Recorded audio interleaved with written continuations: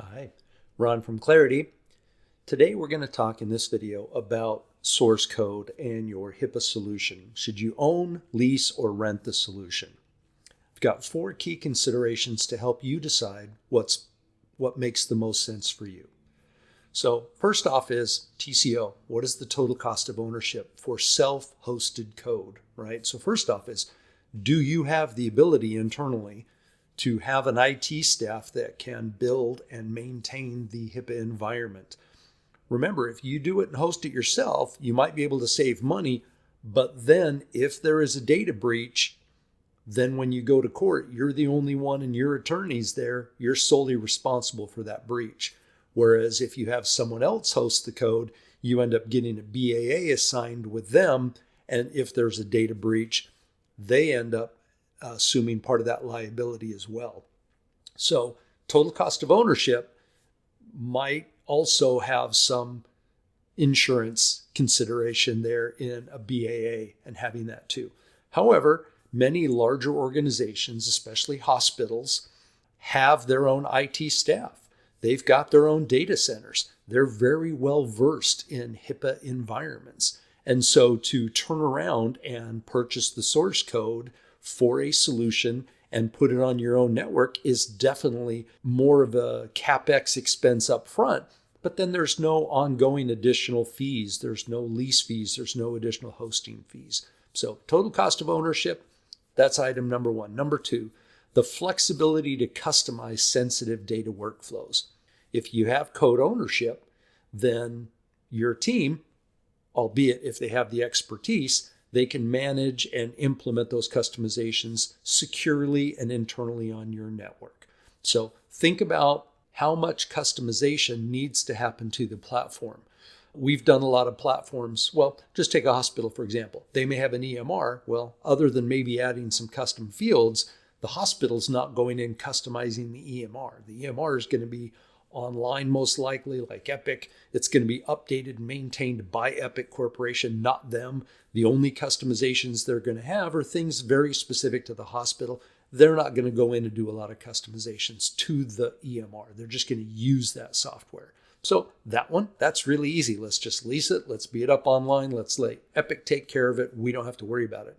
However, many of our clients, some have gone out and got patents awarded. Some have got UL certification. We designed one that's used in an operating room.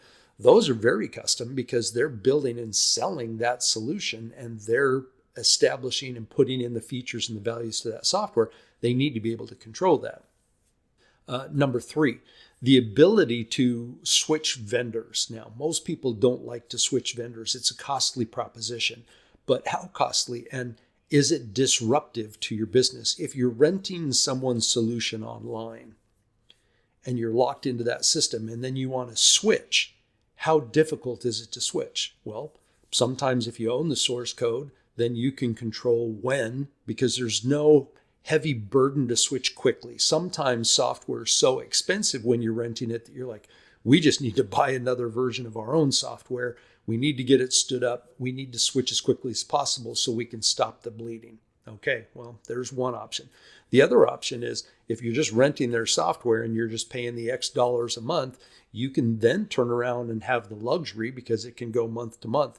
The problem is when they want to lock you into a multi-year contract and you're like, we're coming up, we got 6 months. In 6 months, we have to sign a 3-year contract. It's going to be $100,000. Well, it might be worth it to look to build and host your own software. Might cost you $100,000, but then you own the software and then there's no ongoing cost other than maintenance. So think about being locked into a vendor or locked into a specific software platform and what the cost might be to switch. What if that vendor goes out of business?